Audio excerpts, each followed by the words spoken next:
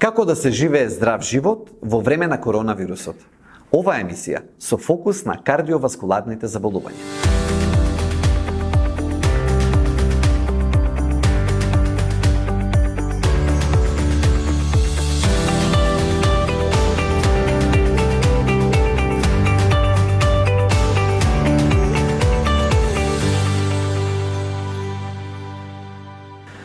Во актуелната пандемија на коронавирусот, луѓето со хронични болести како висок крвен притисок, кардиоваскуларни болести и диабетес се смета дека се под особен ризик. Но дали причината е нивното општо нарушено здравје или тоа што користат лекови кои можеби ја влошуваат состојбата со COVID-19? Иако до пред еден месец лековите за хипертензија се споменуваа како можна опасност при COVID-19, сепак последните истражувања укажуваат дека не само што лековите не влијаат негативно, туку и дека недостасуваат податоци кои би покажале дека самата хипертензија е некаков ризик фактор за тешка клиничка слика. Повеќето студии покажуваат дека лицата кои развиваат тежок облик на COVID-19 најчесто имаат и хронични заболувања. Така, една студија вели дека дури 27,4% од тешките пациенти имаат хипертензија, но од друга страна, 14% од оние кои развиле акутен респираторен дистрес синдром, најчестата компликација, исто така имале висок крвен притисок.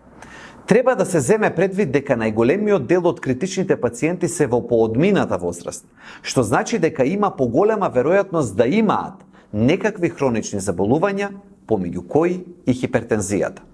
Така, постоечките студии имаат недостаток од докази за директна каузална поврзаност помеѓу хипертензијата и лошата клиничка слика од COVID-19. Најчестите медикаменти за хипертензија се ангиотензин конвертирачки ензим АКЕ инхибитор и ангиотензин рецептор блокери АРБ. Овие лекови можат да ја нарушат активноста на клеточните рецептори наречени АЦ2. Научниците уште од пандемијата со SARS, коронавирусот 2002-2003 година, знаат дека овие АЦ2 рецептори се влезната порта за вирусите. Според авторите на студијата која вели дека овие лекови го зголемуваат ризикот, ваквата ситуација прави короната повеќе да се врзува за АЦ2 рецепторите и на тој начин инфекцијата да е посилна. Но сосем спротивно на оваа теорија, најновите истражувања покажуваат дека АЦ2 рецепторот може да придонесе за заштита на тешките облици на COVID-19. Авторите на една ваква студија велат дека лековите за хипертензија преку делувањето на АЦ2 рецепторите може да придонесат за намалување на воспалителните процеси во белите дробови, срцето и во брезите.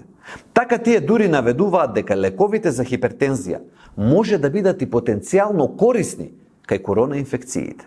Сепак, до овој момент, овие тези не се клинички тестирани, така што ниту едните, ниту другите тврдења не може да се сметаат за целосно точни. Па кој е заклучокот? Заклучокот е дека докторите не треба да ја прекинуваат терапијата за хипертензија, барем додека не се потврди некој од претходните две тврдења. Прекинувањето на терапијата на своја рака може да биде многу сериозно, па немојте да го правите без соодветна консултација со медицинско лице.